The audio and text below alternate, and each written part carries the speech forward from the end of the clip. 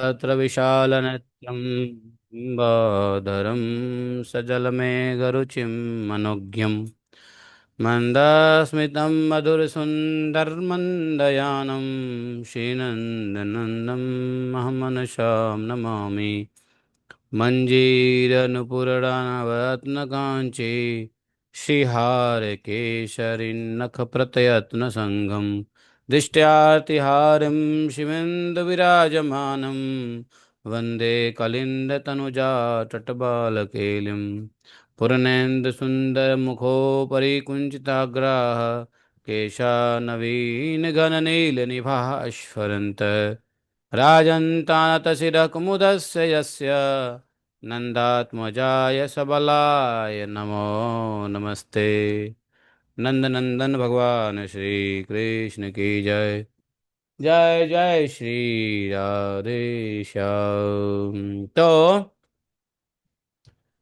नारद जी ने बता दिया था अश्वमेध यज्ञ में यज्ञ का, अश्व का वर्णन, किस प्रकार से यज्ञ की विधि होगी।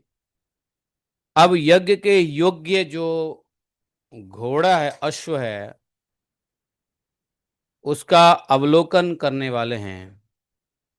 तो यज्ञ के घोड़े कैसे होने चाहिए? काले कान, श्याम वर्ण के कर्ण होने चाहिए। गर्ग जी ने कहा इति तद्वाक्य का मार्कण्यं अस्पष्टाक्षर समन्वितम राजर्षि प्राह देवर्षिम विस्मितः प्रहसन्निव। गर्ग जी इस कथा को सुना रहे हैं, किसको? ब्रजनाभ जी को। वज्रनाभ बोले कि देखो, देवर्षि नारद जी का सुस्पष्ट अक्षरों से युक्त यह वचन सुनकर उग्रसेन जी चकित हो गए। उन्होंने हंसते हुए देवर्षि नारद जी से कहा। राजा बोले, उग्रसेन जी, मुने यज्ञम करिष्ये अहम यज्ञ योग्यम तुरंगमम गत्वा ममाश्वशालायाम हयाश्च तुम बिलोकय। बोले कि हे मुने, मैं अश्वमेध यज्ञ करूंगा। अब आप इस यज्ञ के योग्य अश्व की मेरी अश्वशाला में चलिए, चलकर देखिए। बहुत से अश्वों के बीच में से आप जरा परीक्षण कीजिए कि कौन सा अश्व ठीक है। राजा की बात सुन करके नारद जी बोले, बहुत अच्छा, चलो। नारद जी और सब गए भगवान के साथ भी गए, भगवान भी गए साथ में, अश्वशाला में गए, घोड़शाला में गए, हाँ, जहाँ घोड़े होते थे।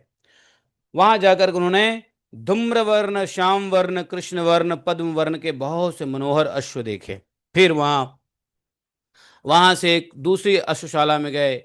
वहां दूध, जल, हल्दी, केसर, पलाश के फूल की सी कांति वाले बहुत सारे अश्व दिखाई दिए। कई घोड़े चितकबरे रंग के थे, कितने के अंग स्फटिक शिला के समान स्वच्छ थे, और वे सभी मन के समान वेग से चलने वाले थे। कितने ही अश्व हरे और तांबे के समान वर्ण वाले थे, और कुछ घोड़ों के रंग कुसुम्ब जैसे, और कुछ के तो तोंत के पंख जैसे थे। कोई इंद्र गोप के समान लाल थे, तो कोई गौर वर्ण के थे, तथा कितने ही पूर्ण चंद्रमा के समान धवल कांति वाले और दिव्य थे। बहुत से अश्व सिंदूरी रंग के थे, कितनों की कांति प्रज्वलित अग्नि के समान जान पड़ती थी। कितने ही अश्व प्रातःकालिक सूर्य के समान अरुण वर्ण के थे। ऐसे घोड़ों को देखकर नारद जी को बड़ा आश्चर्य हुआ। वे भगवान श्री कृष्ण के सहित राजा उग्रसेन से हंसते हुए बोले, नारद जी बोले, वाजिनस्ते महाराज सर्वे ही बहु सुंदरा। महाराज, आपके सभी घोड़े बड़े सुंदर हैं। ऐसे अश्व पृथ्वी पर कहीं और नहीं मिलते हैं। ईदृशा नैव स्वर्ग लोके पितृभ्याम न रसातले। न स्वर्ग में, न रसातल में, न पृथ्वी पर ऐसे घोड़े नहीं दिखाई देते। यह श्री कृष्ण की कृपा है,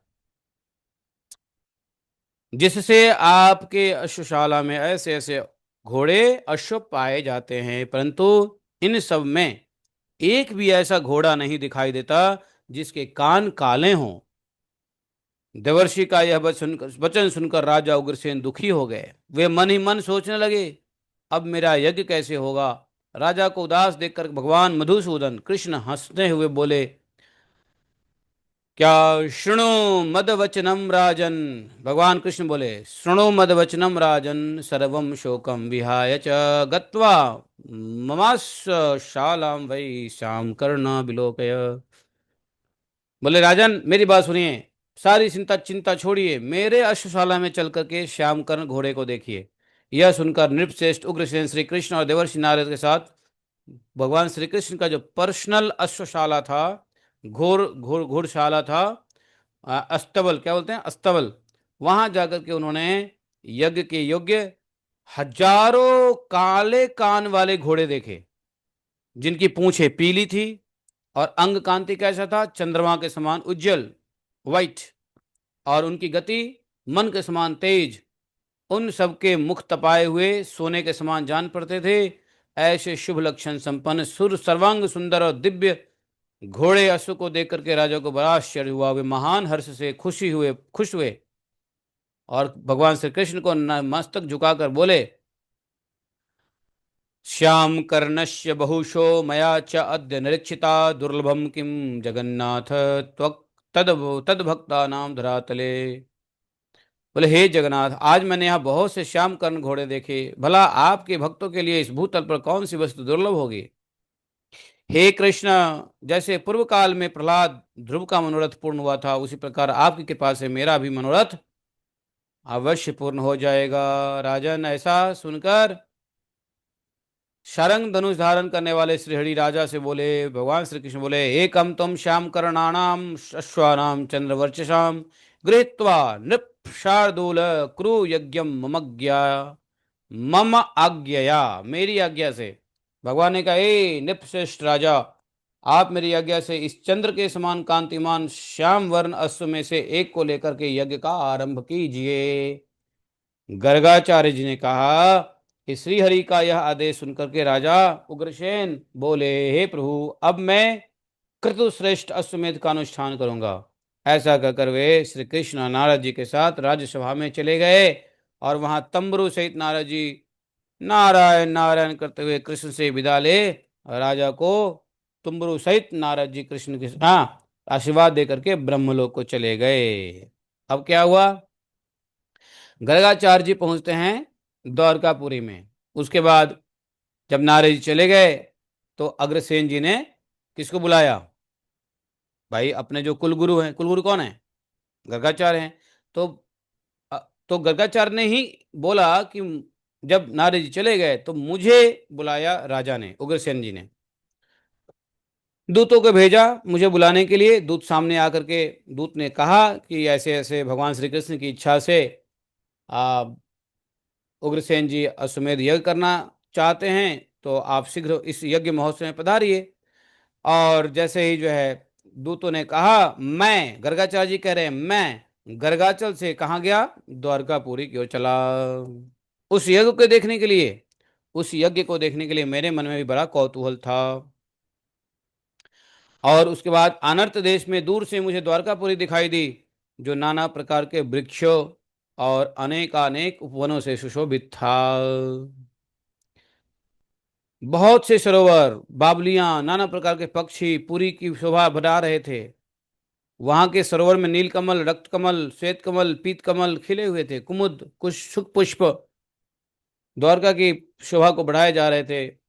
बहुत सारे गजब गजब के वृक्ष भी दिखाई दिए द्वारका में। सबका नाम लिया है, बिल्व, कदम्ब, बरगद, शाखू, तार, तमाल, बकुल, नागकेशर, पुन्नाग, कोविदार, पीपल, जंबीर, हरसिंगार, आम, अमरा, केवरा, गोस्तनी, कदली, जामुन, श्रीफल, पिंड, खजूर, खदिर, पत्रबिंदु, अगर तगर, चंदन, रक्त चंदन, पलाश, कथिप, कपित्थ, पाकर, बेत, बांस, मल्लिका, जूहा, मोदनी, मोगरा, मदन बाग, सूर्यमुखी, प्रियावंश, गुलवंश, खिले हुए कर्णिकार, सहस्त्र कंदुक, अगस्त पुष्प, सुदर्शन चक्र, कुंद कर्ण पुष्प, दाड़िम, अनार, अनुजीर, अंजीर, नागरंग अर्थात नारंगी, आड़ू की सीताफल, पुंगी फल, बादाम, तूल, राजदन, एला, सेवती, देवदारू, इन तरह नाना प्रकार के छोटे बड़े बड़े नाना प्रकार के वृक्षों से भगवान की नगरी द्वारकापुरी बड़ी शोभायमान हो रही थी।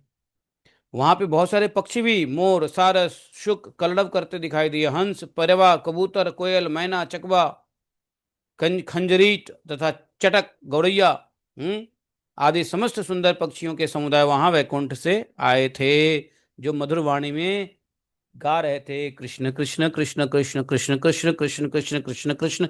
सब पशु पक्षी भी जो गा रहे थे ना, वो चे चे चे चे नहीं कर रहे थे, कृष्ण कृष्ण ही गा रहे थे।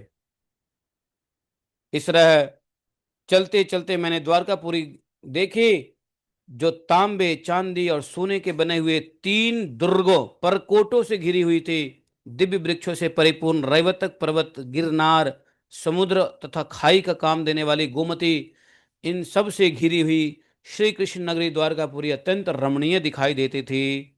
उस पुरी में मंगलमय उत्सव की सूचक बंदरवारें लगी थी। वहां सोने के महल शोभा पाते थे, और सदा हृष्ट पुष्ट रहने वाले लोगों से वह पूरी भरी हुई थी। देखो, ये जो पुरी का वर्णन है, द्वारकापुरी का वर्णन है, द्वारकापुरी का वर्णन जो गर्गाचार्य ने सुना, तो गए गए तो देखा, देखा तो इसका वर्णन एक बार आके ब्रज में कर दिया कि ऐसी द्वारकापुरी है, ऐसी कन्हैया की नगरी है। लोग बाग कन्हैया को क्या देखे हुए हैं, भगवान को क्या देखे हुए हैं, ग्वाल बाल के रूप में देखे हुए हैं। उन्होंने यह ऐश्वर्य तो देखा नहीं। गोपियों के मन में इच्छा हुई द्वारका देखने हम भी चलेंगे, तो गोपियां कहाँ गए, गोपियां भी गई थी द्वारका में, है ना।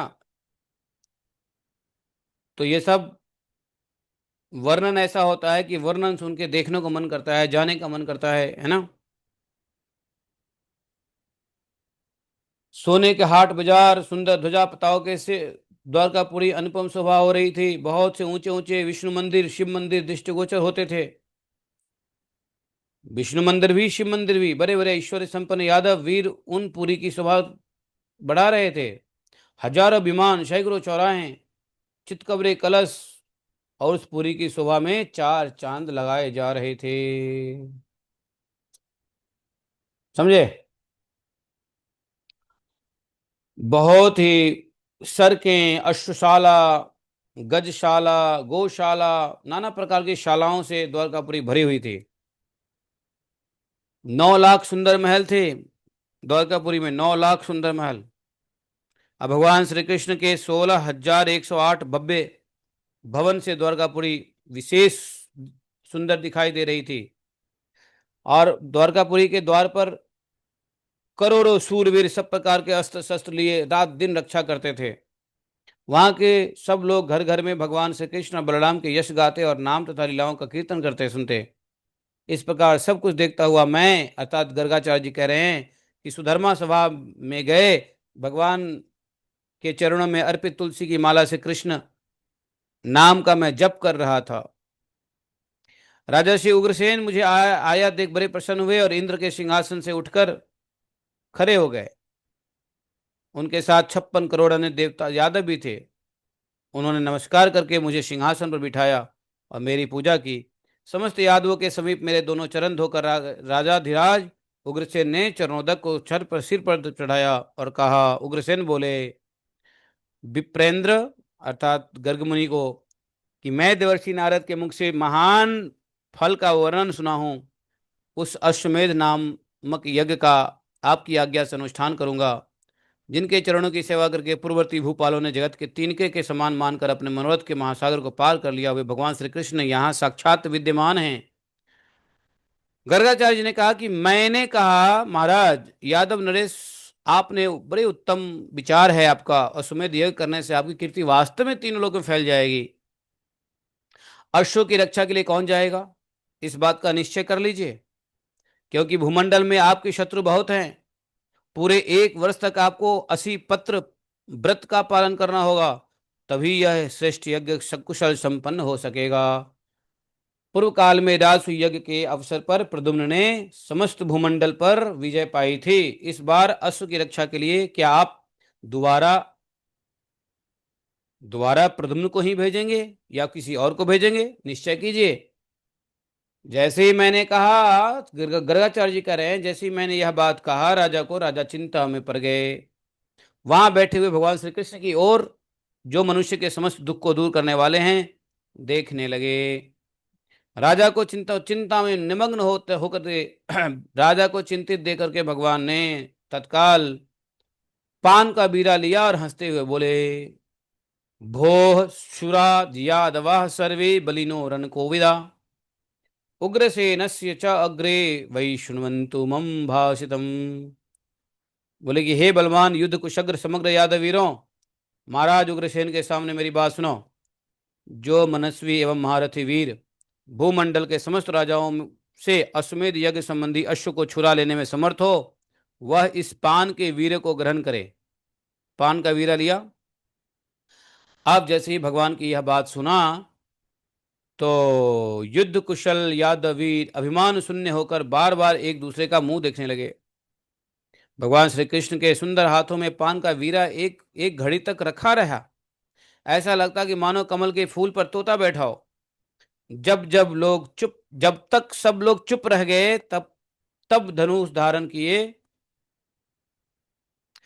उषापति महात्मा अनिरुद्ध ने महाराज उग्रसेन को नमस्कार करके वह पान का बीरा ले लिया। समझे? और श्री कृष्ण के चरणों में मस्तक झुकाकर तत्काल इस प्रकार कहा। अनिरुद्ध बोले, हे जगदीश्वर, अहम ही श्याम कर्णस्य, मैं समस्त राजाओं से श्याम कर्ण की रक्षा करूंगा। श्याम कर्ण मतलब हॉर्स, घोड़ा, अश्व। आप मुझे इस कार्य में अपॉइंट कर दीजिए, नियुक्त कर दीजिए।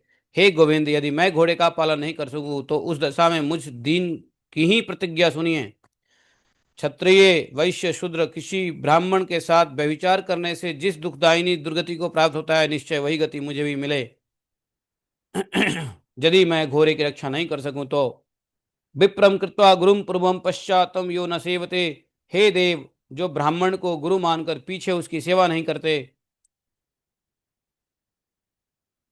वह जिस गति को प्राप्त होता है उस गति को मैं भी प्राप्त करूं, यदि मैं उस घोड़े का रक्षा न कर सकूं तो। गर्ग जी बोले, राजन, अनिरुद्ध का वह वचन सुन, ओजस्वी ओजस्वी वचन सुनकर समस्त यादव आश्चर्यचकित हो गए। भगवान श्री कृष्ण बड़े प्रसन्न हुए। उन्होंने तत्काल अपने पत्र के सिर पर हाथ रखा। अनिरुद्ध सुधर्मा सभा में हाथ जोड़कर खड़े थे, और उस समय श्री हरि ने सबके सामने मेघ के समान गंभीर वाणी में कहा, अनिरुद्ध, तुम 1 वर्ष तक अश्वमेधीय यज्ञ अश्व की समस्त राजाओं से रक्षा करते हुए फिर यहाँ लौट आओ। अनिरुद्ध तुरंगस्य वर्षमात्रं च पालनम राजन्यभ्यश्च कृत्वा त्वं पुनरागच्छ च अत्र वै। तो उस समय जब उन्होंने राजसूय यज्ञ किया था, तो प्रद्युम्न जी ने दिग्विजय का संकल्प लिया। अब जब अश्वमेध यज्ञ का बारी आया, तो प्रद्युम्न जी, जो प्रद्युम्न जी के प्रद्युम्न जी के पुत्र हैं, क्या नाम है, अनिरुद्ध जी, अनिरुद्ध जी ने अश्व की रक्षा का बेड़ा उठाया और ये चैलेंज स्वीकार किया। अब आगे कल पढ़ेंगे। उग्रसेन की सभा में बड़े बड़े देवता आते हैं और बहुत सारी चीजें होती है। तो यहाँ पर हम रुकते हैं और आगे बढ़ेंगे कल। 2 चैप्टर आज पढ़ लिया। हरे कृष्णा। तो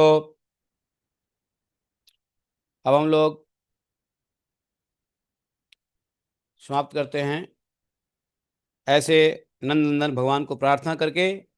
ओम नमो गोवर्धन उद्धारणाय गोविंदाय गोकुल निवासाय गोपालाय गोपालपतये गोपीजन भर्तरे ग्रीकुज धत्रे करुणानिधे जगत विदय जगत मंगलाय जगत निवासाय जगत मोहनाय कोटि मनमत मनमथाय वृषभानुसुधावराय श्री नंदराज कुल प्रदीपाय श्री कृष्णाय परिपूर्णतमाय तम शंख ब्रह्मांडपते गोलोकधाम अधिष्णाधिपते स्वयं भगवते सबलाय नमस्ते नमस्ते नमस्ते। तो एंडिंग प्रेयर गोपी गीत हम लोग सुनेंगे। जयति ते अधिकम जन्मना व्रज शयत इंदिरा शाश्वतत्र हि